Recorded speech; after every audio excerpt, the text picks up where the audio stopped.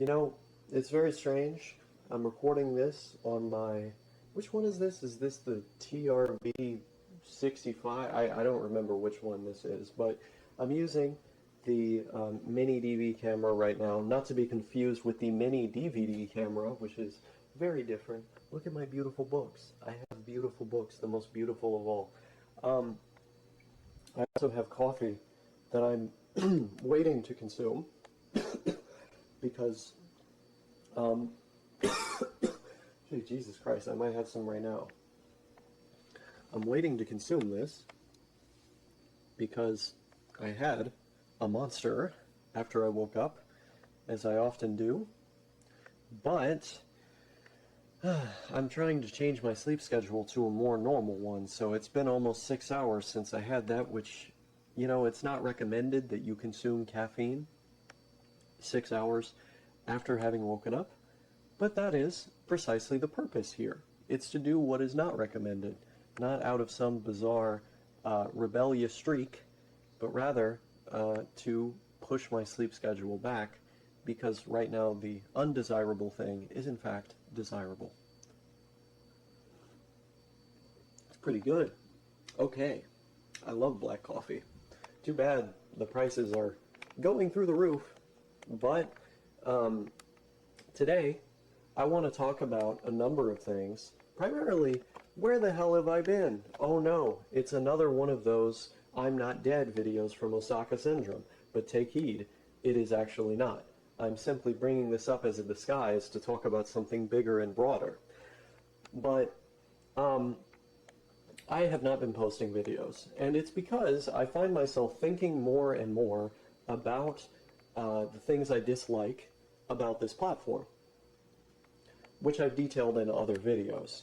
But moreover, I find myself more and more preoccupied with the ever-present surveillance state that is appearing more and more obvious, the way in which public data about us, and even data that's ostensibly private about us, is being incorporated into large language models in order to create models of each and every one of us for the government to use for various purposes. Of course, anything done in the name of protecting the population from, for example, a terror threat or a foreign enemy, or in this case we're hearing more often about so-called domestic enemies, or the enemy from within, as the government likes to refer to them, whoever they may be. It's not entirely clear who they even are, but of course that's the point. It's to be as vague as possible so that, in theory, anybody could be one of the enemies from within. In every case that we've seen throughout this country's history, or really any country's history, when the government identifies some sort of threat to the population, they use it to expand their power. And it will always be like this. There will never be a society in history where it is not like this. This is what governments do. And there are ways in which civil society, in which regular individuals can make their voice heard, can pressure politicians to make different decisions, and in, you know, countries that are nominally democratic, that are more democratic than others, that can have an impact if enough people are involved. But it's a constant struggle. It's a constant struggle against the ever-present desire, impulse to descend into authoritarianism on the behalf of the government. This is what they want to do. This is what all governments want to do. Who doesn't want more power, right?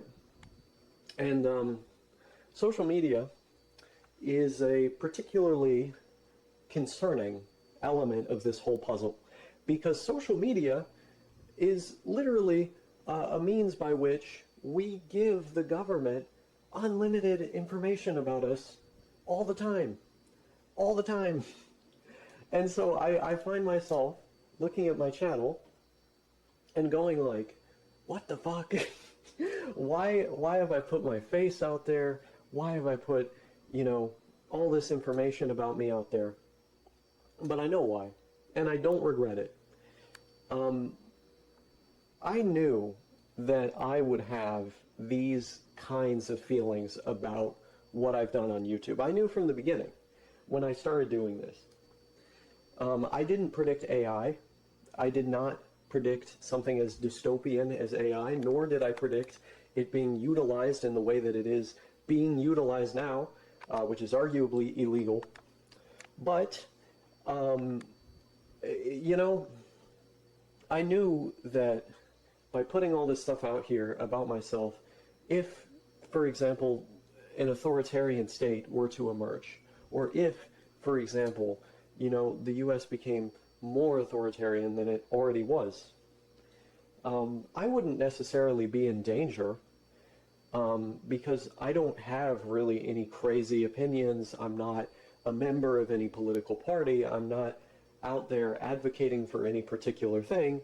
I'm just a guy who wants to chill.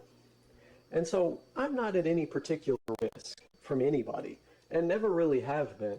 However, the fact that a government that is interested in creating these models of people, in surveilling people, in following them, in violating constitutional rights and things like this, and I mean this from both sides, I don't care what side of the aisle you're on, this is a tendency that can happen from the left and the right, you know, and it's very concerning, just from a civil liberties perspective, from a human rights perspective, right?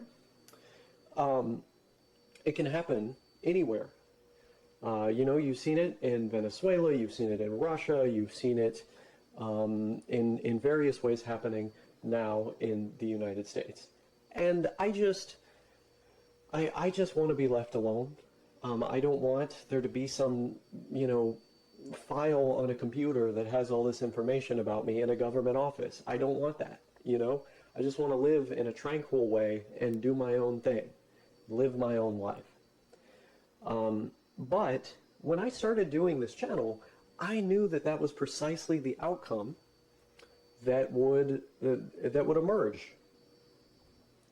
I knew that that's what would happen. And I ultimately accepted that worrying, preoccupying fact, right? I did not care in the end, because the price of all this information about me being out there, the price of that was worth what I would get in return, which is a channel where I can express myself in whatever way I want, and I can put out this stuff that would hopefully have an impact on people. And I've had many people at this point who have told me it had a huge impact on them, which has made me really happy. You know, that's what I wanted to do. I wanted to bring that kind of positivity. And moreover, I wanted to inspire other people to do the same thing.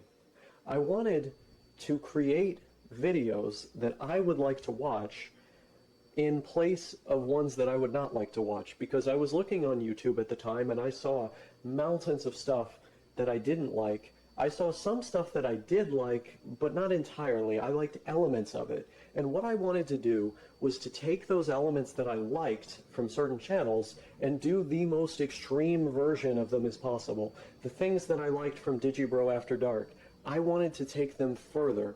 Just as an example, I know that that channel is called something different now. I'm not attempting to dead name. But that is what it was called at the time. Let's keep the historical record accurate. And so I saw these channels out there in the world, and I really liked certain things they were doing. And, you know, I thought, okay. And later on, when my friend No Thank You came onto the scene, he took it a step further, and that inspired me to go even further. And then, you know, we started working together on some things. That's a whole other story for a different video. But needless to say, this is what happened. I saw a vacuum. I saw that absent from this platform were many videos that I would enjoy. And I wanted to come out here and, by making the content that I enjoy, hopefully in the process inspire other people to make the kind of content that I enjoy. Which is what happened. There started to be a bunch of people doing their own take on this style, doing their own thing, and providing their own perspective. I always really liked the videos where you almost feel like a voyeur looking into someone's life, getting an authentic glimpse into somebody's perspective, into somebody's unique and distinct world, and in content that feels truly authentic. That's what I always really liked. And I had these notions about what that content would be like, because I had seen videos that sort of got to an approximate, feeling, like they sort of felt like what I was going for in my head, but they didn't get all the way there. I said, I'm going to get all the way there. And that's what I set out to do. And when I look at, the videos that I recorded growing up, when I was little, I got my first camera at 7 years old. It's much of the same thing. I was recording random mundane shit. I wasn't trying to make these big movie productions. I also tried to do that, but I had a fascination with recording the everyday, the slice of life. And I felt like that was absent from YouTube. Now it's not. There is an army of Denpas out there making videos in this style. And there are people who are like Denpa adjacent doing, other similar things of their own, which is awesome. I love to see it. Unfortunately, I don't watch a lot of this content anymore because I only really consume content in Spanish. But to my surprise, after searching that side of the internet long enough, I have even found channels in Spanish that have, this kind of intimate, slice of life, authentic feel. That go lo-fi and don't try to be a super produced thing, but rather, rely on this older technology, have the resolution pretty low, tapping into that feeling of nostalgia for a different era, and also, having a cool aesthetic. It's awesome, it's wonderful to see, and it's what I've wanted to see forever, since I was just becoming a teenager. And then I got onto YouTube. And in fact, I believe the first video I made on this channel was literally made when I was 12. So I wasn't even a teenager when I started. And back then, I spent a lot of time talking about my video game collection and the like. It's all very cringe, but you have access to literally all of it because I don't delete videos. But, I had this thought in the back of my head. I want to produce something that is truly intimate and mundane. And eventually, I just went all in on that direction. After a little time doing the gaming stuff, I was like, you know what? Fuck it, we ball. And I started doing what I wanted to do the most. And I've just never stopped since then. The whole time I've been cognizant of this fact that mass surveillance is a part of our lives, and that by volunteering this information to the public, you're also volunteering it to potentially nefarious actors in the government in the future. This I found concerning, but the creative freedom to make the things that I wanted to see in the world, and also to potentially inspire other people to make the things that I wanted to see in the world, or things that were like the things I wanted to see in the world, was ultimately worth it. And that's what it's all about. Ultimately, no government nor organization can silence this desire to create and to be heard and to consume meaningful content. And of course, what's meaningful is also very subjective. A lot of people come onto my videos and then think, why is the resolution so low? Why is this guy just talking about random topics? What are all of these anecdotes? Maybe they disagree with me philosophically on something, and they're not interested. And I'm like, cool, I'm probably not interested in what you watch. And that's part of the freedom of all this, That's part of the beauty of niches and subgenres. There is always going to be something for the person that wants to see that thing. And there were people who wanted to see something like this on YouTube just like I did, who managed by fate, by chance, to stumble upon the things that I'm doing here. And as a result of that attention, the gravitational pull coming from over here, I have been able to bring to light other creators that are doing similar things. And together we have formed this kind of loose, undefined collective, which has been called Denpa, which doesn't really have a definition, you know. It's a notion, right? It's a notion that is very vague. I make videos in my room. You know, I talk about whatever I want to. I have this intimate or authentic feeling, you know. I got this lo-fi thing going on. There are often neats and introspection involved. It's, oh God, I just put my lip on this camera from over 20 years ago. But anyway, that's what it is at the end of the day. And, you know, I found myself worrying about the surveillance state more and about, you know, my exposure to the broader web, or rather the broader web's exposure to me. But I still find that what I have done with this channel is worth it. I still think it's worth it because at the end of the day, I was able to find all these creators that I wanted to watch and that meant a lot to me. I was able to make friendships that I would have never made without this channel.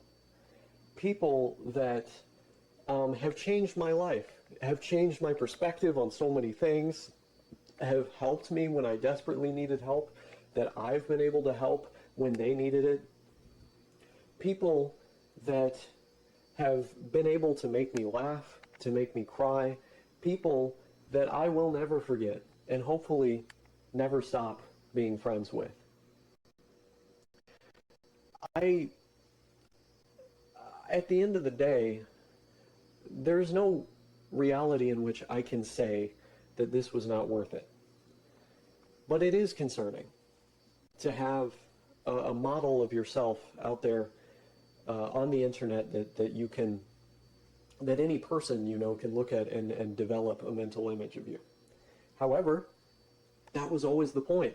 The point of this was always to put out as much information about myself as possible so that you could be able to build a model of me out of public information. That was always the goal. And in that sense, I have nothing to hide. All my cards are on the table, you know.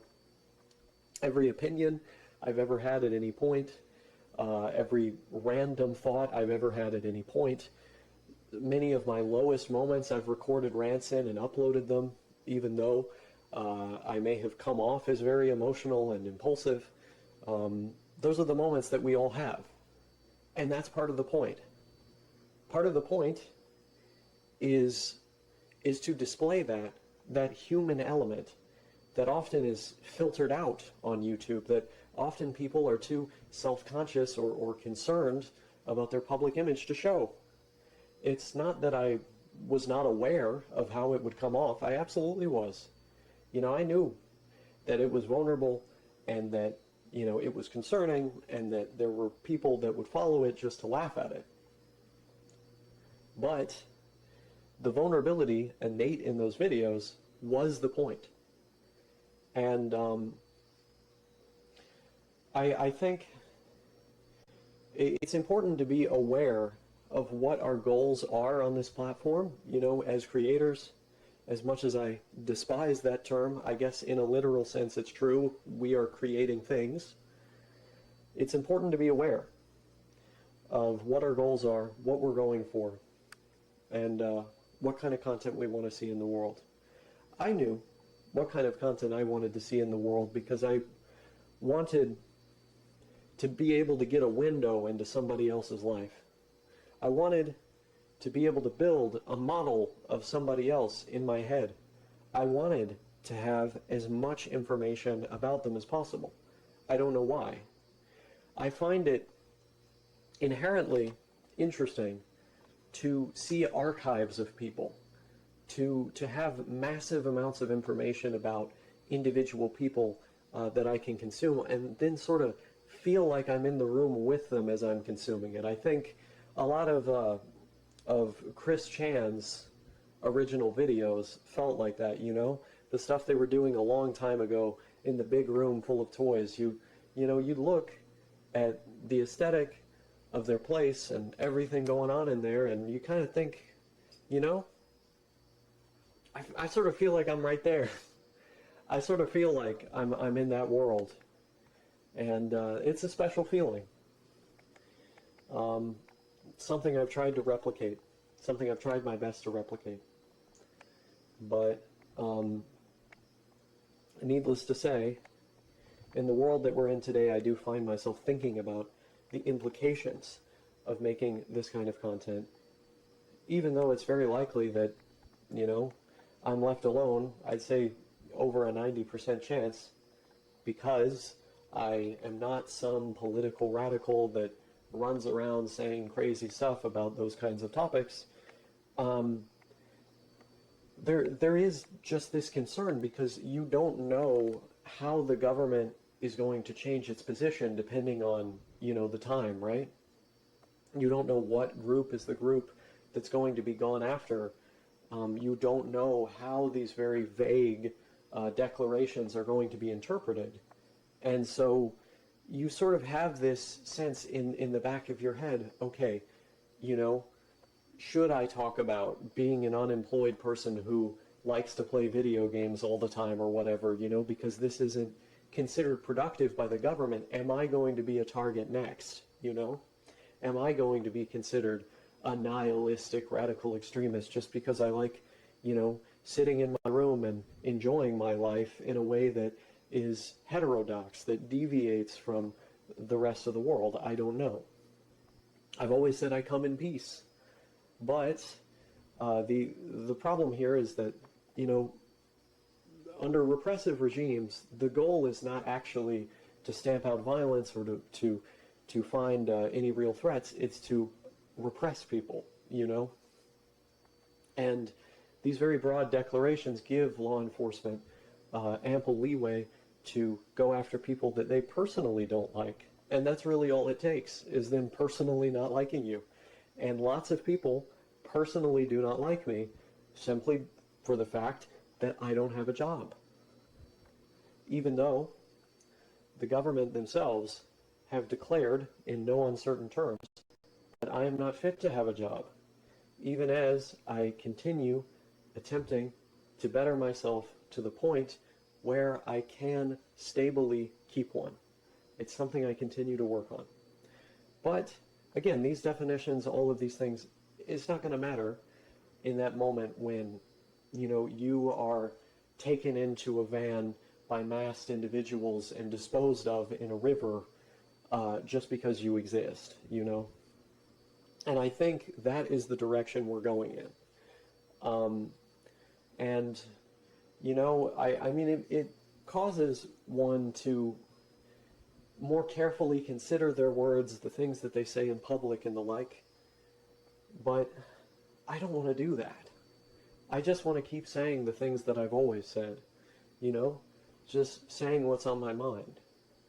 You know, I'm probably not going to do those schizo thought experiments where I deliberately play a character anymore, although I haven't done those in quite a while. At this point, I think years. But, yeah, I don't know. It's kind of terrifying. It's kind of terrifying to live in a society where, you know, just the things that you say can get you in trouble, or just the person that you are can get you in trouble. I don't like that, you know.